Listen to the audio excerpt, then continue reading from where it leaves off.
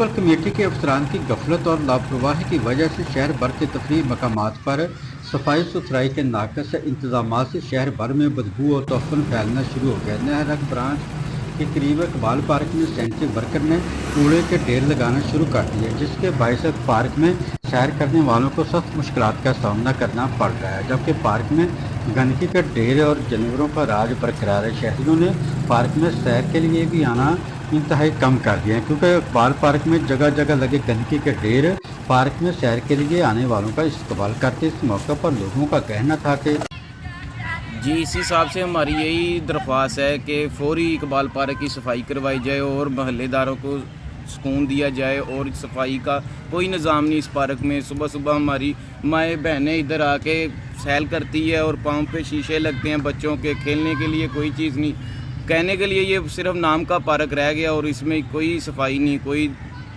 हिफाजती इंतज़ाम ही कोई नहीं है। कमेटी से हमारी फौरी दरख्वास्त है कि इसे सफाई करवाई जाए। इकबाल पार्क की सफाई सुथराई करवाई जाए ताकि पार्क की हालत अच्छी हो सके और शहरी वहां आकर अपनी फैमिली के साथ सैर व तफरीह कर सके। मैं सैफरमान के साथ वाइस न्यूज़ फैसलाबाद।